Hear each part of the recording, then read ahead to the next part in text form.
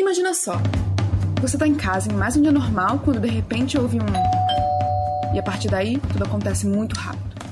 Quando você percebe, só existe uma coisa que separa de uma viagem literária incrível, um pequeno pedaço de plástico que abraça carinhosamente o livro, o Shrink. E então, você o rasga. Bem-vindos ao Sem Shrink, podcast da Intrínseca, um espaço pra gente conversar sobre as novidades da editora e sobre as histórias que nos embalam. Olá! Bem-vindos ao 16º episódio do Sem Shrink, podcast da Intrínseca, para falar sobre os livros do Intrínsecos. Meu nome é Tayla, eu vou ser a apresentadora de hoje e eu tô aqui para falar sobre Susan Não Quer Saber do Amor, o livro de junho enviado no Intrínsecos. E eu não estou sozinha, eu estou aqui com Rebeca e Brenda.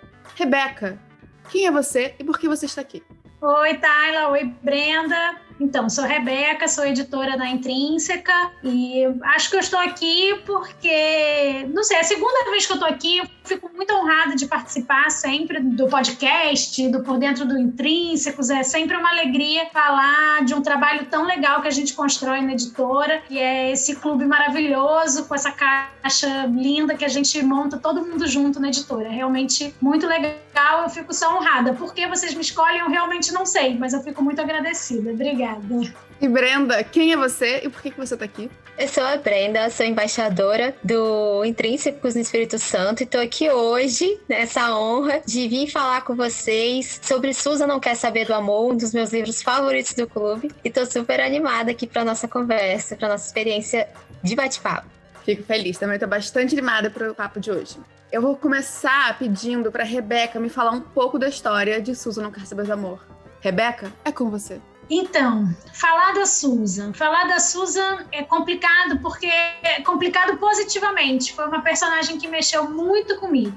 É uma história que fala sobre uma mulher de 45 anos que mora em Londres e ela tem uma vida toda esquematizada. Ela é advogada por formação, mas o direito não foi uma profissão que encaixou na vida dela e ela acabou trabalhando como analista de dados no funcionalismo público da Inglaterra. E a vida dela é toda organizada. Ela tem um apartamento super minimalista, onde tudo dela cabe, cada coisa tem seu lugar tem cada coisa, como diria meus parentes. E ela tem um horário para tudo e ela tem uma coisa muito peculiar, que é um relacionamento que ela mantém com um homem há 12 anos, que é extremamente metódico. Ela meio que encontrou esse cara por um classificados, um relacionamento sem compromissos, e é de fato o que ela tem há 12 anos, um relacionamento sem compromisso. Ela encontra esse cara 1, 2 vezes por semana, eles gostam de coisas mais artísticas, assim, exposições, vernissagens, cinema, e enfim, acabou, cada um vai para sua casa, fim. De fato, eles não elaboraram esse relacionamento para ser nada além disso, e há 12 anos eles se mantêm dessa forma.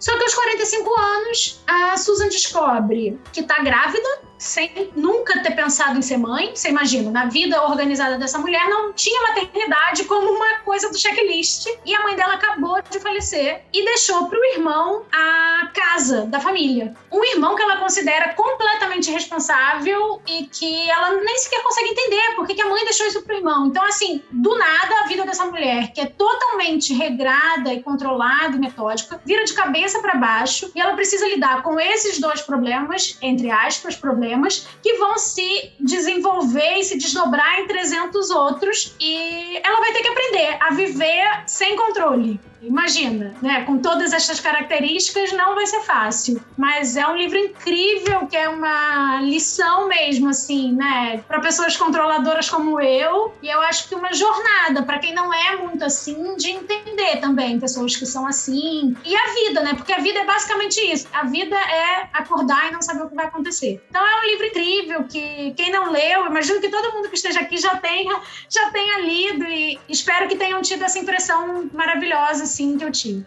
O livro foi enviado em junho no Clube Intrínsecos, e para quem não conhece o Clube Intrínsecos ainda, é o clube do livro da editora Intrínseca, em que a gente envia todo mês um livro inédito em capa dura, uma revista com ilustrações e artigos exclusivos, marcador, cartão postal e um brinde tudo a ver com a história. Nesse mês, em junho, a gente enviou um Jenga, que foi uma ideia do Pedro, da equipe da Rebeca, sobre esse completo descontrole da vida relacionado com a vida da Susan, que é uma torre estruturadinha, e de repente você vai tirando uma peça aqui, de repente vai cair numa outra peça ali, e quando você vê, tá tudo por um fio. Que é a vida da Susan nesse livro. Antes da gente continuar, eu queria dar um aviso pros leitores. Eu espero que você já tenha lido o livro, porque é um livro ótimo. Se você já leu, só vem com a gente nessa conversa. Se você ainda não leu, preciso avisar que a gente pode falar algum spoiler da história. Se você não se importa, só vem com a gente.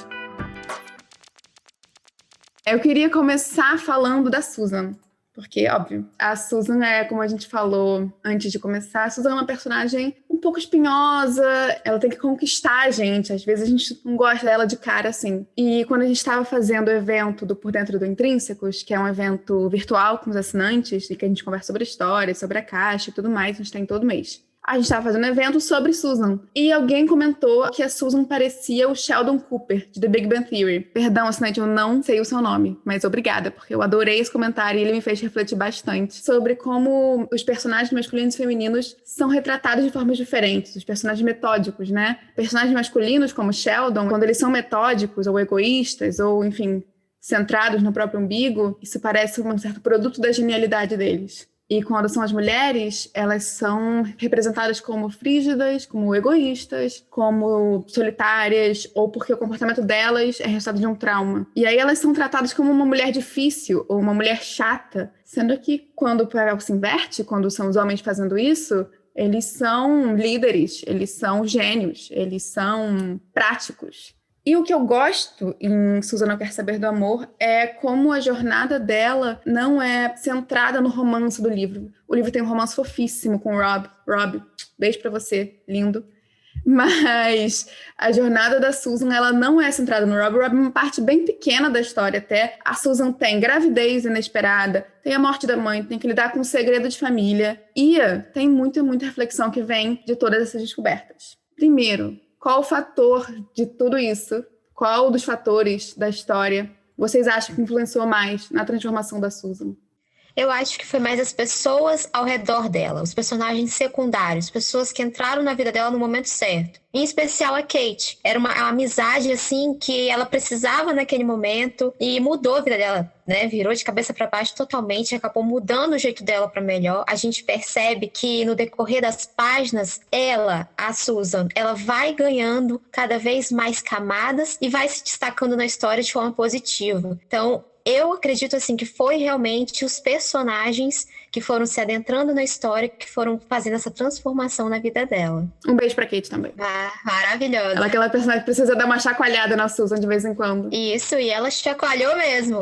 Mas eu ia concordar com a Brenda, assim, porque primeiro eu tinha até pensado a sua pergunta diferente, assim, eu acho que eu sou tão centrada nas coisas que desmontam a vida da pessoa que eu tinha pensado nos problemas e não nas, entre aspas, soluções, assim. Assim, eu acho que tudo ao mesmo tempo é que foi o grande ponto. Mas aí a Brenda falando foi tipo da transformação positiva e não da transformação dela ter perdido o controle. Você veja, a minha interpretação já é meio complicada. E aí eu tenho que concordar, assim, não sendo, né, pra ela ter perdido o controle e ter ficado meio doida, que aí eu considero que foi o fato de muitas coisas terem acontecido ao mesmo tempo, porque quando uma coisa meio que dá errado, a pessoa controladora funcional, ela consegue, tipo, não, tá horrível, mas vou fazer isso e vai dar certo. Quando muita coisa acontece ao mesmo tempo, fica bem angustiante. Mas para a transformação positiva dela ter aprendido a lidar, de fato foram as pessoas, porque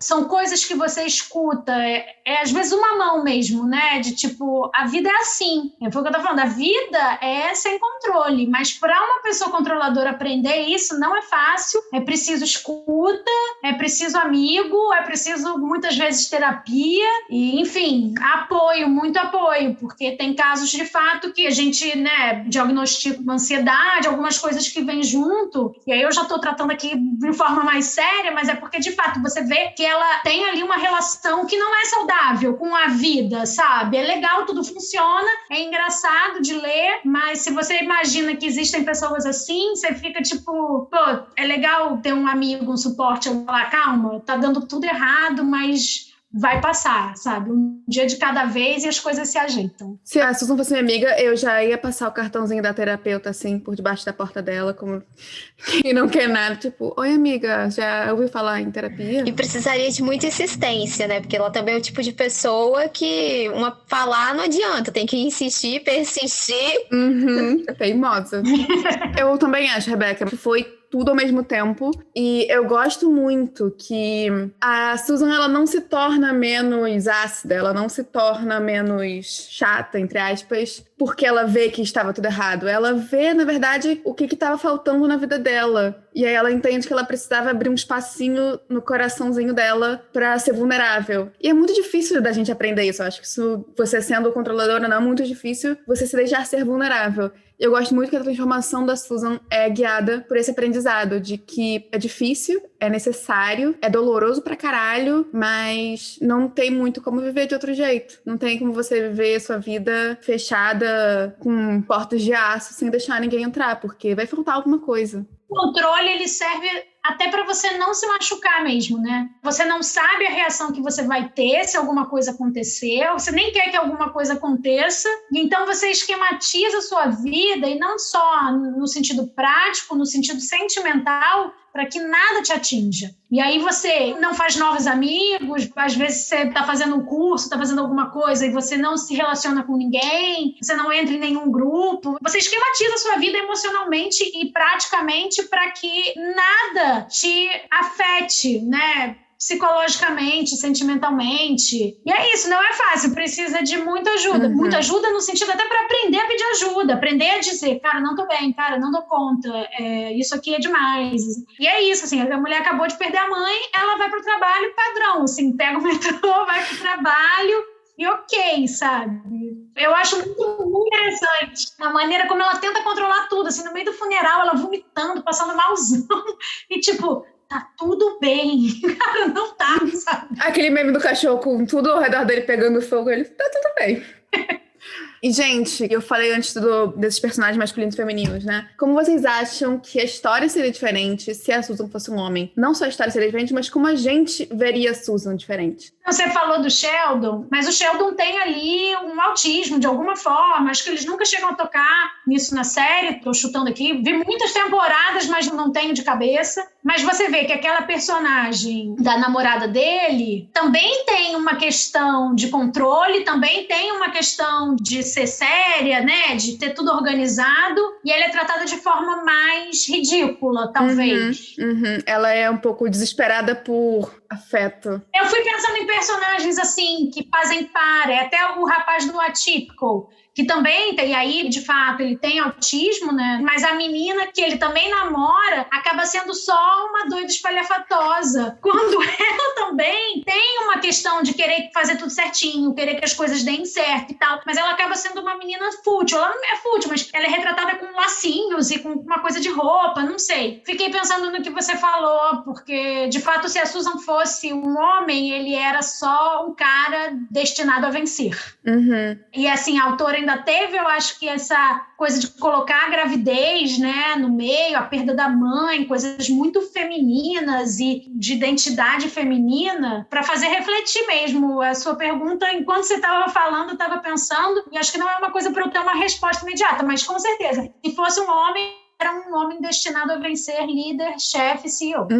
Concordo. Nas minhas leituras coletivas que eu organizo, praticamente mais de 90% dos leitores, assim, detestaram, xingaram a Susan, falaram tão mal dela. E quando a gente pega, assim, no caso de um homem, normalmente isso não acontece. Né? Eles sempre, como a Rebeca falou, estão destinados a vencer. Eles têm essa genialidade, nunca são julgados. Quando se trata de mulher, isso já acontece aí de forma avassaladora, o que aconteceu com a Susan. Eu, como vi isso de frente, né, com os leitores criticando o jeito dela, eu tive certeza que se fosse homem seria bem diferenciada. A Rebeca estava falando dos personagens, eu me lembrei depois também do House, da série House, né? Como é esse personagem também, que é chato pra caralho, mas as pessoas sempre relevam isso, porque ele é muito inteligente, assim, mas cara, não é pra você desculpar tudo, não. Acho que principalmente hoje em dia, eu vejo muita gente, tipo, eu quero uma pessoa com uma mente analítica e que, sabe, liderança, e eu acho que as pessoas, elas querem, na verdade, talvez uma pessoa que não tenha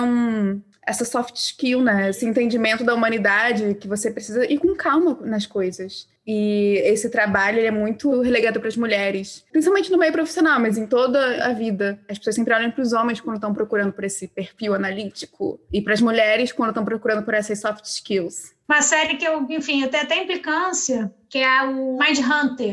O que eu implicava era que, tipo, é isso, o cara tá lá transando com a mulher e tem uma ideia, sabe? Tipo, não, acabei de fazer uma conexão do não sei o quê, do assassino em série e tal. Assim, gente, o cara não tem nenhuma humanidade, sabe? Mas as pessoas devem achar genial. Isso que eu tô falando, né? Minha opinião de quem assistiu meio episódio. Tá passando assim aqui em casa, eu acho sempre um saco. Teve 2 temporadas, sei lá. Mas é exatamente isso, assim, esse cara é um gênio e a mulher que decide não trabalhar como, né, advogada e trabalhar como analista de dados porque não gosta do trelelê da vida das pessoas, que, assim, na minha vida isso é bastante razoável. Eu tenho dificuldade de entender, assim, gente, eu jamais seria jornalista. As pessoas começam a falar, eu não tenho curiosidade na vida das pessoas, sabe? De perguntar, tipo, e assim, seus pais moram, não sei lá, tanto faz onde moram os seus pais. As pessoas devem me achar horrível, mas um homem assim, tipo, isso. Ele é direto.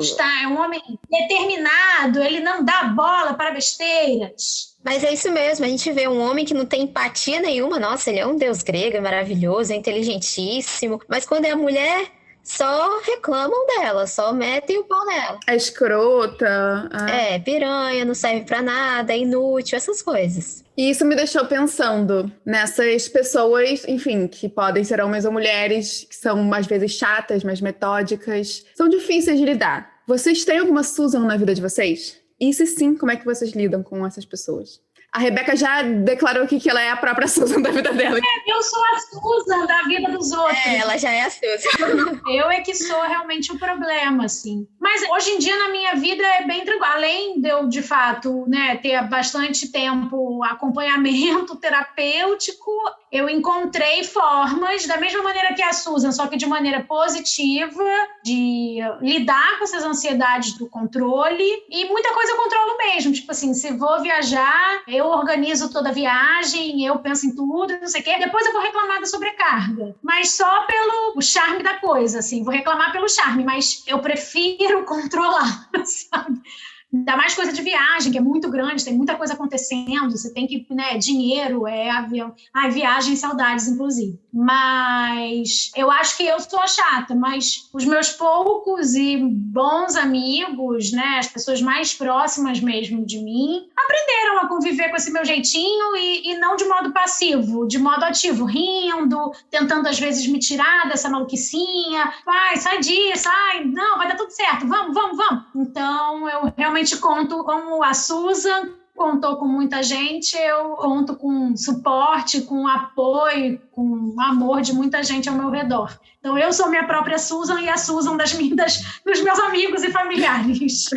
Já eu me identifico com os amigos da Rebeca. Eu tenho uma amiga que também é assim, ela é tipo a Susan. Se tratando de organização, eu sou mais pro lado da Susan, também sou a louca da organização, tenho um caderno pra tudo aqui em casa, mas se tratando aí de ser ranzinza, de ser meio chata, é a minha amiga. E aí nós, né, do grupo ali de amizade, a gente faz a mesma coisa que os amigos da Rebeca fazem. Tentam sempre levar as coisas na maior leveza, pra que ela mesmo perceba, né, como que ela tá, e ela mesma reconhece o jeito que ela tá, e ela tenta corrigir. Eu tava falando com ela hoje sobre isso. Eu acho que eu não tenho muitas Susans na minha vida porque eu não tenho muito esse pensamento tão direto e tão prático. E quando eu encontro alguém com esse tipo de pensamento, com essa forma de vida, parece que eu tenho que falar outra língua pra falar com ela, que eu tenho que me esforçar um pouco mais pra conversa mesmo. Então acho que eu acabo não tendo tantas pessoas desse tipo na minha vida. Mas, assim como eu acho que todas as pessoas do planeta, tenho amigos que são um pouco mais difíceis de lidar. E eu acho que se eu fosse amiga da Susan, ou se a Susan realmente existisse na vida real, eu lidaria com ela da mesma forma que eu lido com esses meus amigos, que é, sabe, doses homeopáticas da pessoa. Tá tudo certo você não viver 100% apegada àquela pessoa, porque ela é difícil de lidar mesmo, e você ainda ama essa pessoa. Então você tem que ir com calma. Encontra uma vez por mês, bate papo sobre a sua vida. Ai, que horror!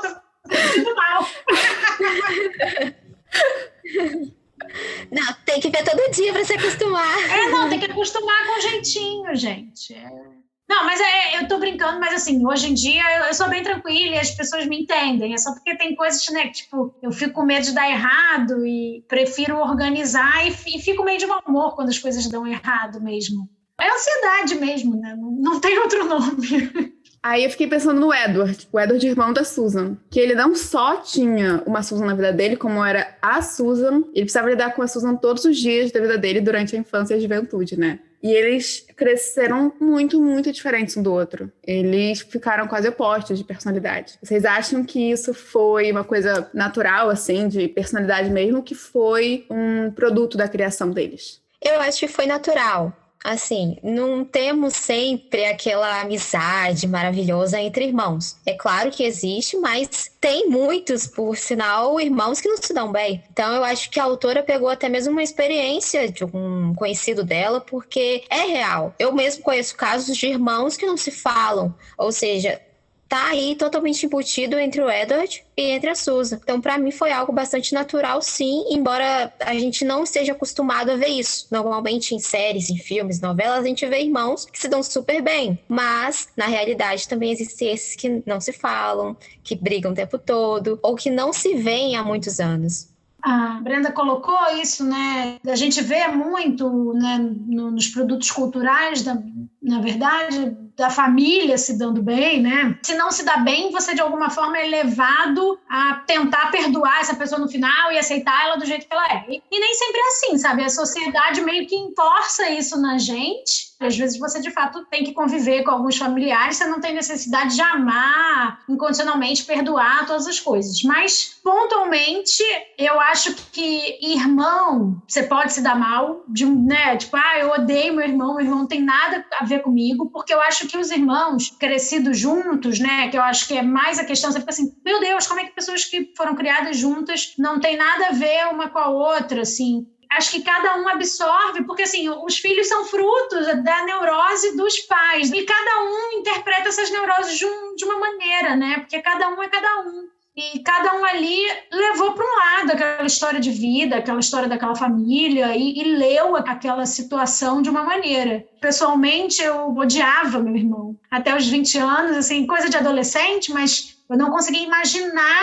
uma relação com ele. Aí, coincidências do destino, saímos os dois juntos para morar, só moramos nós dois, né? E a gente brigava demais. Não houve nenhum tipo de reconciliação pontual, mas no momento em que cada um foi morar sozinho, de fato, essa relação passou a existir. Hoje eu posso dizer que ele é um dos meus melhores amigos. Continua não tendo nada a ver comigo, mas foi uma história que fez esses pontos se reconectarem, né? Você não tem necessidade nem de ser amigo, mas a vida pode te apontar coisas e você não tem necessidade de perdoar ninguém e tal, mas você lê e interpretar as situações de maneira que você possa viver mais em paz, sabe? Às vezes também ficar cheia de rancor assim com as pessoas, não, sei lá. Eu aqui fazendo várias reflexões. Eu já quero a continuação de Susana Quer Saber do Amor com a sua história, Rebeca. Eu quero uma versão desse livro com a sua história, tá? Eu mesma vou falar com a autora pra pedir isso. Eu também quero. Vai ser best-seller, certeza. É pesado você levar essa briga por toda a sua vida, né? Enfim, eu não sou uma pessoa gratiluz de vibes, mas eu realmente acredito que o ressentimento, ele vai comendo um pouquinho da sua sanidade mental dia após dia. Eu fico imaginando, pra Susan e pro Edward, gente, o quão pesado devia ser viver odiando seu irmão. E passar por aqueles 9 meses da história de uma briga que parecia não ter fim. Você transforma a briga num motivo de vida, sabe? E é um propósito meio idiota. Uma das coisas do seu dia a dia é ser odiar alguém, sabe? Não precisa amar, mas tipo, cara, arranja um jeito de você se organizar emocionalmente para aquilo não te afetar, sabe? Que até eu acho que é uma ferramenta das pessoas controladoras. E como elas não querem ser afetadas, elas se bloqueiam. Mas você pode arranjar uma maneira de, em vez de construir esse muro, fazer com que quando tocar em você não te incomode, não te cause irritação, não te cause tristeza, não te cause raiva. Por experiência própria, parece uma técnica mais fácil, né, do que todo dia acordar e ter que colocar um tijolo nesse muro e ter que apontar uma faca para alguém. Todo dia você tá nessa energia, sabe? É mais exaustivo do que simplesmente, tá bom, vai nessa. Let it go. Exato, let it go. Você acha que a Susan conseguiu transformar essa relação no fim do livro? Porque no fim do livro, talvez a gente não tenha acabado com a melhor relação do mundo. Mas eles pelo menos conseguiram entender um pouquinho o lado um do outro. Vocês acham que eles conseguem ter uma relação pós-briga, pós todos esses grandes rolês do livro? Então, eu senti falta disso no livro. Eu queria ter uma explicação melhor de como que eles ficaram e tal. Mas eu acredito, assim, que não ficou a melhor relação do mundo, mas que eles, né, amenizaram aí a briga deles, né? Viram ali realmente o que cada um tava passando, né? As reviravoltas que teve naquele final, que deixou todo mundo surpreso. Então, acho que, exatamente, cada um entendeu o lado um do outro, mas não acho que eles viraram best friends forever, não. Mas manteram contato, às vezes não tanto, mas mudou ali alguma coisa. Enxergar o lado do outro, né? Você pode até não concordar, mas você entender que uma pessoa funciona de uma maneira diferente que você e que cresceu lendo a situação de uma maneira diferente, né? Nem sempre você lê o mesmo lar que você viveu com o mesmo olhar, assim. As pessoas têm leituras diferentes, interpretações diferentes, né? A gente está aqui exatamente pensando isso, assim, todo mundo leu o mesmo livro e cada um puxou para o seu lado. Eu puxei para um lado, Tayla para o outro, Brenda para o outro, e a vida é assim também. Você vive uma situação e cada um lê essa situação de um jeito. E acho que só você partir desse princípio, ia melhorar o Brasil, né? Você entender que cada um lê a situação e as próprias necessidades e tal, as coisas afetam cada um de uma forma, né? A clássica empatia, você entender isso no outro já ajuda você a não querer que o outro morra. Então, acho que se eles vão se falar ou não, eu não sei, mas eu gosto desse final de... aberto? Cada um vê as coisas de um jeito, cada um vive, experimenta e vivencia de um jeito a vida, né?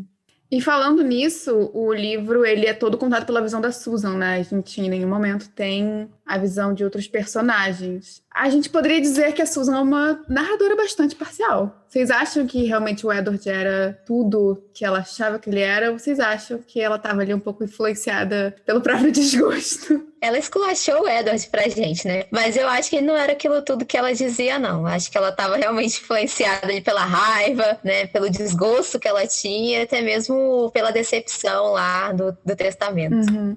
O livro ganha muito tendo essa narração dela, né? Porque eu acho que se ele tivesse aquele formato de vários narradores, que às vezes tem nos livros, né? A gente ia perder e talvez ficar desconfiando dela. E a gente entrou na cabeça dela e leu o mundo como ela, mas somos outros. Então, quando chegamos no final e as coisas foram se desmontando, a gente ficou realmente, ela tinha uma relação com as coisas de determinada forma e nem todo mundo e nem tudo era da maneira como ela pensou de início, assim. Mas ele é muito rico de ficar só no lado dela. Acho que se alternasse personagens e tal, não ia ser tão bom quanto é. Acho que se alternasse, não teria gostado tanto da Susan no final, como eu gostei. Acho que eu ia continuar achando que ela era uma personagem um pouco metódica demais. Só com ela eu consigo perceber muito mais as nuances de toda a dor que ela carrega e toda a confusão que ela carrega durante a história. Exato, foi uma cartada muito boa da autora, deixar só ela como narradora pra gente ter essa visão da evolução dela, né? Porque foi algo, assim, esplendoroso. Eu acho que a maior reflexão que o livro traz pra gente é uma reflexão de: será que vale tentar controlar tudo, mesmo sabendo que a gente vai falhar? E a Susan ela pode ser um caso extremo, mas a gente também consegue ver isso um pouco na nossa vida, que é quando toda a situação tá clamando pelo descontrole, a gente mesmo assim quer controlar ações, sentimentos, situações em geral. E às vezes a gente não pode, não tem nada que a gente possa fazer sobre isso. O início da pandemia eu sofri muito com isso, que era não ter como me planejar. E não saber quando eu poderia começar a me planejar. Esse sentimento de não saber o futuro, mesmo que próximo, é bastante desesperador. E mesmo assim eu tentava controlar as coisas. Vocês também fazem isso?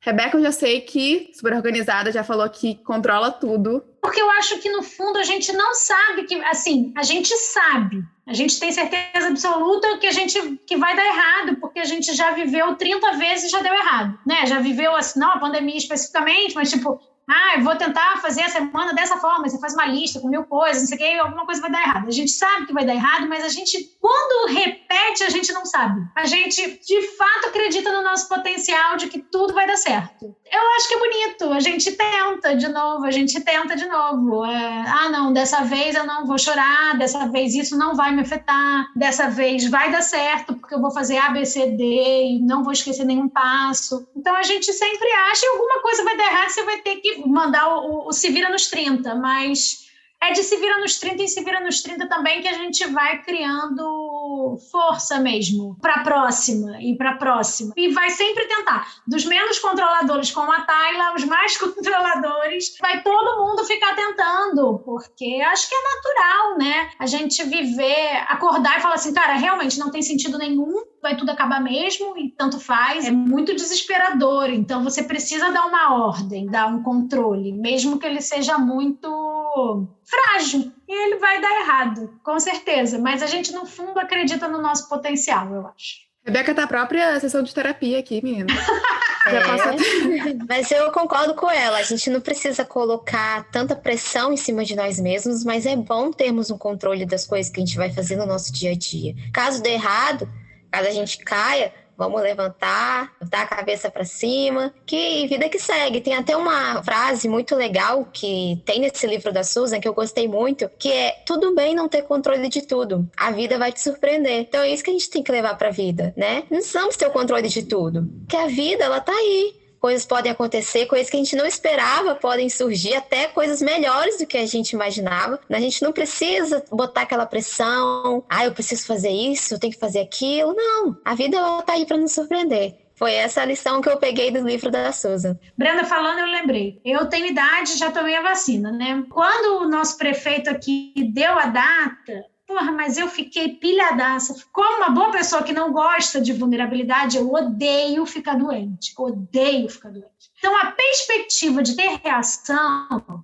Claro que eu já estou vivendo com a piedade da pandemia, já lá 1 ano e meio, mas a perspectiva da reação mesmo, uma reação, a melhor febre que você vai ter na vida, todos disseram. Mas eu estava doida, e aí eu desmarquei tudo. Eu avisei para todo mundo que eu ia ter reação. Não fui ao trabalho. Eu organizei toda a minha semana em função disso. Chegou no dia da vacina, não tive reação nenhuma, não senti nada. Foi um chute na minha cara, né? Porque, tipo assim, cara, tu ficou tão ansiosa, ficou doida. Eu revirei a minha semana ao contrário para evitar aquilo e aquilo não aconteceu. É isso.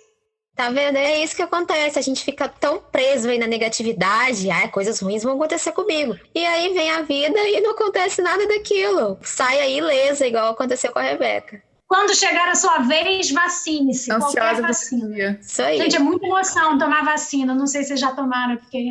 Ainda não. Logo chega a vez de vocês. É muita emoção.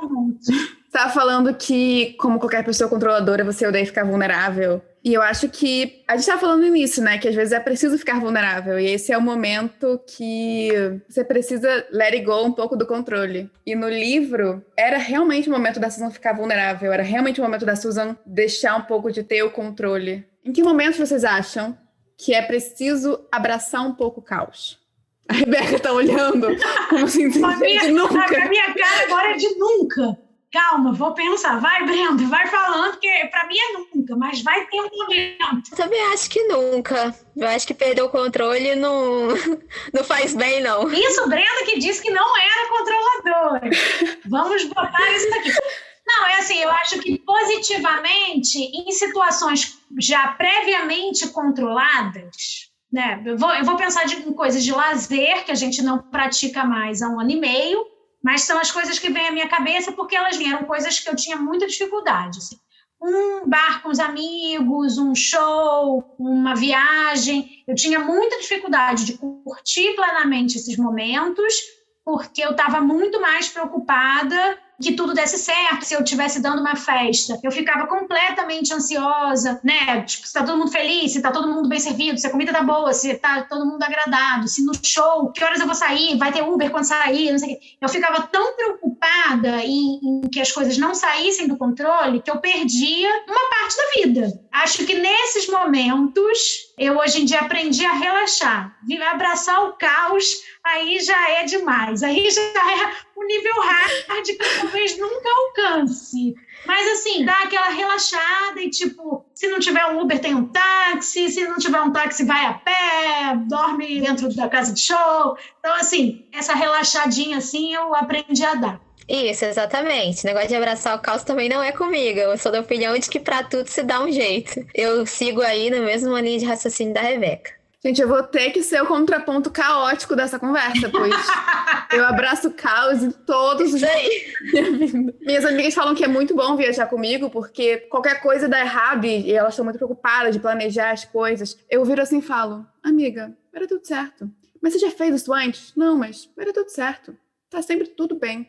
Eu acredito que com confiança nada dá errado. E se der errado, vai dar certo depois. Então, assim, a minha vida é um caos completo. E é isso, eu vou lidando com o caos dia a dia, tá tudo certo. Uma das melhores viagens que eu fiz foi com 2 amigos que são assim, são o oposto de mim. Eu tava com férias, assim, né? Eu contando outra coisa. Eu tava com umas férias de 15 dias e não tinha nada pra fazer. Ah, a gente vai pro México. Eu, pô, maneiro, vou pro México com vocês. E pensei, não, nunca quis ir pro México, não era um sonho. Porque quando é um sonho meu, quero conhecer o lugar X. Aí eu programo, sabe, a hora que eu vou acordar, a meia que eu vou usar, tá entendendo? Mas como eu não tinha nada com o México, era tipo, ok, vou no México, porque é muito legal conhecer o mundo, eu adoro viajar. Mas não tinha nada especial que eu quisesse ver ou conhecer. E eu falei, tá, vou com vocês. E ok. E, gente, foi uma das melhores viagens, porque eles fizeram tudo. Se desse certo, se desse errado, ok. Mas quando é coisa que eu quero conhecer e ver e tal, eu não sei, tem até uma colega da Intrínseca que gosta de viajar muito também. Às vezes a gente meio que tirava férias no mesmo período. Eu falava, não, tô com tudo organizado, os hotéis todos reservados, não sei o quê. Eu falei,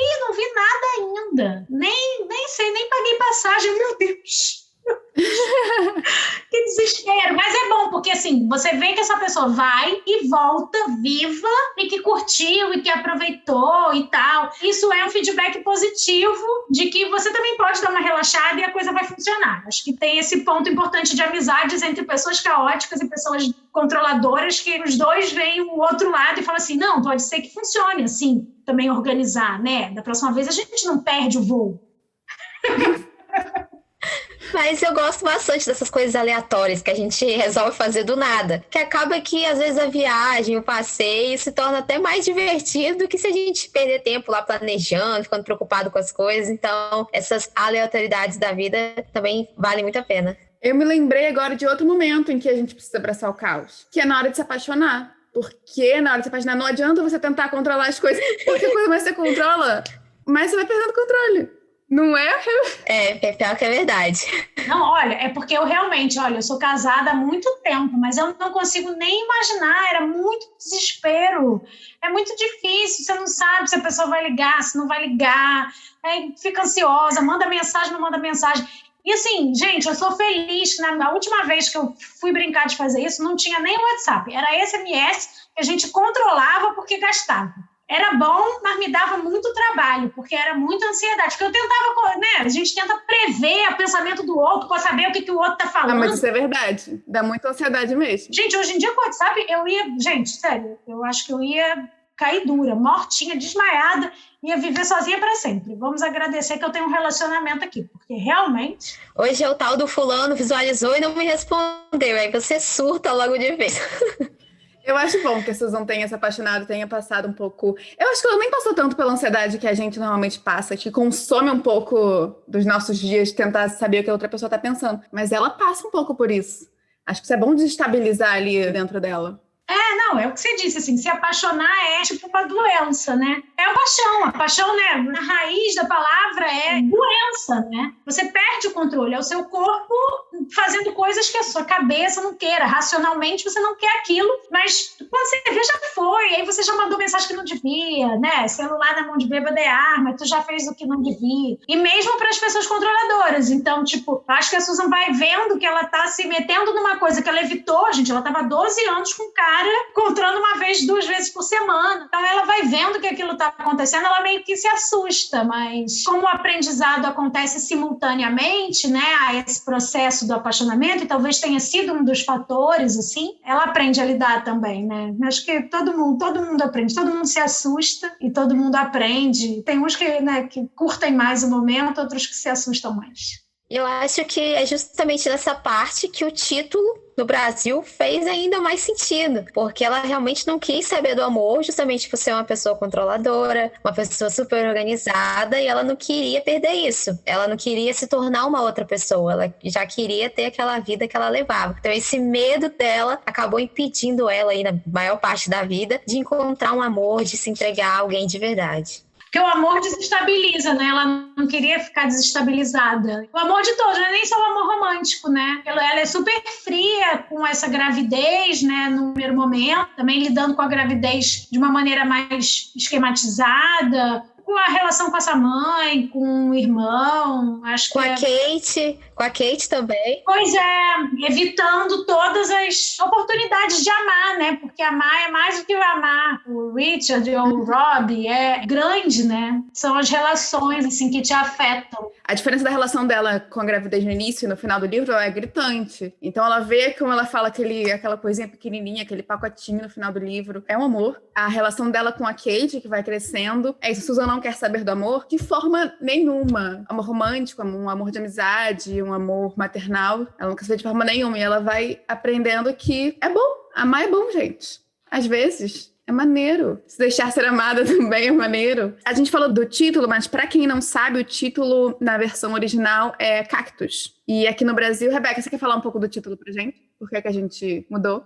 Muitas vezes no Brasil a tradução é literal porque soa bem, é bem natural, faz sentido, né? Mas às vezes não, e a gente ficou receoso que cacto, por mais que tivesse esse simbolismo, a gente ficou receoso de parecer não um livro com tantas camadas como ele é. Então a gente ficou muito tempo trabalhando, assim, em reuniões, vamos pensar um título, e a Milena, que estava trabalhando com a gente, deu a ideia desse título, né, a gente num brainstorming, assim, tipo, ela veio com essa ideia, a gente até pensou em outros formatos e tal, mas esse foi o que ficou mais redondinho e ficou, a Susan não quer saber do amor. Todo título tem uma história, mesmo que seja literal, a gente vai ter muita coisa para falar, assim, toda vez que quiser perguntar de título, a gente tem são várias reuniões para pensar uma coisa tão simples quanto um título, mas é porque, de fato, a gente quer sempre o título que fica na cabeça das pessoas, é gostoso de falar, é gostoso de ler, diz bastante do livro, e eu acho que esse é intrigante, né? Você lê, Susan não quer saber do amor. Quem é essa Susan? Que amor é esse? Por que ela não quer saber? E leva o pessoal a embarcar nessa história com a pulguinha atrás da orelha. Acho que a intenção foi essa. A gente falou muito da Kate, né, que é a amiga que a Susan faz ao longo da história. E queria perguntar pra vocês que personagens da ficção, ou não sei se vocês tiverem da realidade também, mas que personagens seriam BFFs da Susan? Eu acredito que a Meredith Grey, de Grey's Anatomy. Porque a Cristina Yang é praticamente a Susan, né? Com aquelas verdades inconvenientes que ela fala, aquela pessoa insuportável, a dona da verdade. E a Meredith acabou se adaptando muito bem aí nessa amizade com a Cristina, então eu acredito que ela também seria uma ótima amiga para Susan. Eu fiquei pensando em opostos também e não me veio ninguém na cabeça, mas eu falei, não poderia ser alguém igual, ia ter que ser alguém diferente, alguém que acolhesse, né? Mesmo ela já resolvida no final da história, menos ansiosa com tudo, com medo de que as coisas dessem errado para não se machucar, tem que ser uma pessoa que, olha, vai funcionar, sabe? Sei lá, ver a moça do Fleabag agora, as coisas estão dando errado, ela não tá nem aí. Você fala assim, meu Deus do céu, que vida caótica. Acho que a Susan ia matar a Fleabag. Ia. Mas eu também comecei pensando pelos personagens parecidos. Depois eu fiquei, gente, esses personagens, eles vão se bater, a parada não vai encaixar. E aí eu lembrei da Leslie. Lembrei da Leslie, de Parks and Recreation, que é uma personagem que ela, tipo assim, gente, ela é muito animada e ela tá, tipo, eu quero fazer tudo dar certo, eu vou fazer de tudo pra tudo dar certo, ela tá sempre muito positiva. Seria um ótimo contraponto com a Susan. E eu gostaria muito que as duas se encontrassem em algum universo paralelo aí da minha cabeça. E, gente, a gente tá se encaminhando pro final. Espero que vocês tenham gostado da conversa até agora. Pra finalizar, eu queria perguntar que filmes, séries ou livros vocês indicam pra quem gostou de Susan Não Quer Saber do Amor? Eu, como já revelei, tenho essa minha dificuldade, né? A Tayla muito gentilmente pediu para eu dar a dica da equipe sobre as coisas que tinham a ver. Eu pensei logo em realmente personagens, filmes e livros, assim, que tinham a ver. Me veio O Melhor é Impossível, o Atypical, que, né, são pessoas que estão ali com questões já de transtorno, né, de ansiedade e tal. Uma pessoa que, né, ninguém fala nada, mas a gente vê que ela é bem virginiana e depois eu fui até pesquisar. Não sei se dizem o aniversário da Hermione, mas ela parece bem virginiana, assim, de querer tudo certinho.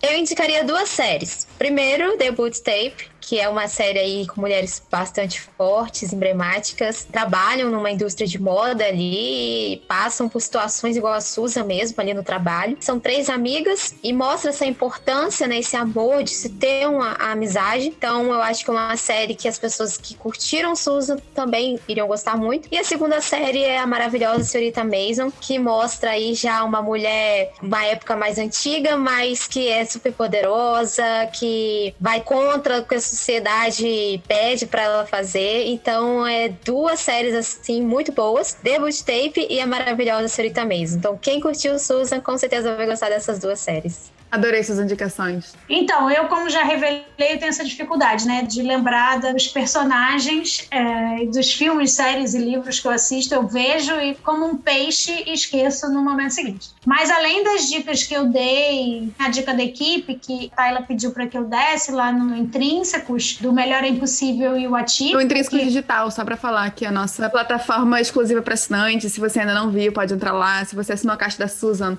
você vai conseguir ver a dica da Rebeca lá na página da caixinha 033. Mas aí tá lá a minha dica da equipe no Intrínsecos Digital, que eu pensei em personagens que seriam parecidos, mas que a gente encaixa num transtorno, né, de ansiedade, como o cara do Melhor é Impossível e o menino do Atípico, e a Hermione, que é bem controladora e que é tudo certinho e tal. Mas aí eu também lembrei de 2 personagens de livros do Ruby, que ela mataria e o outro eu acho que rolaria um aprendizado juntos. Uma é a moça do Adultos, que eu não vou lembrar o nome de jeito nenhum. Podemos pesquisar aí. A Jenny, eu acho. A Jenny do Adulto. Gente, mas ia ser uma desgraça esse encontro. Mas eu acho que elas são... as 2 aprenderam, né? As 2 têm um arco de aprendizado no livro, de relação com a mãe, de relação com a família e de tentar organizar um pouco a vida. Uma precisa organizar, a outra precisa desorganizar. E a Missy, da Segunda Vida de Missy, que começa muito rancorosa com a vida, odiando tudo, e aprende também muito através do amor e da amizade, a ver tudo de outra forma, né? Esse suporte que permite um outro olhar, que permite pedir ajuda, que permite pedir perdão. A Missy e a Susan aprenderiam juntas, contariam uma para outra as próprias histórias. 2 livros aí do clube, quem é assinante pode comprar a caixinha para trás. Pode comprar no Loja Intrínsecos, é verdade. Rebeca tá ótima de fazer a publi no meio do episódio. Outra coisa que eu achei super interessante, que até veio na revista do Intrínseco 033, é a plantoterapia. Ou seja, as pessoas que têm esse problema de ansiedade, de colocar muita pressão em si, compra uma plantinha, cuida dessa plantinha, né? É uma coisa muito divertida que eu achei legal, que veio na revistinha, que é uma excelente dica para as pessoas aí se desestressarem. Vou mostrar os meus 2 vasos aqui mortos. Das 2 uma, né? Você vai cuidar da planta ou você vai matar ela. Eu não levo o menor jeito, porque planta não mia, né? Eu preciso que a planta mie. Isso é um problema. Né? Nada contra a dica da revista e tal. Acho que pode ser uma coisa boa para ansiedade e tal. Mas eu acho que eu fico tão ansiosa de como é que eu vou lidar com essa planta, que eu e a planta a gente acaba não tendo uma relação muito boa. Mas amaria ter paciência e se as plantas miassem, me ajudaria bem. Eu concordo, eu também tenho esse problema. Se a planta viesse me acordar às 7 horas da manhã pra eu encher o potinho de ração dela, pronto, aí eu fazia. Bota água, bota mais água, eu quero sol, não quero sol. Porque, gente, eu não tenho como te entender, você não fala. Bom, Minhas últimas indicações também é um livro que foi no clube, é A Troca, que a personagem principal, ela é workaholic, ela sofre com burnout e por isso ela precisa se deixar relaxar um pouco. E é isso. Essas são as minhas indicações. Vocês querem falar alguma coisa? Mandar um beijo pra alguém? Divulgar @? Pode fazer todas ou uma das anteriores, mas também pode não falar nada também.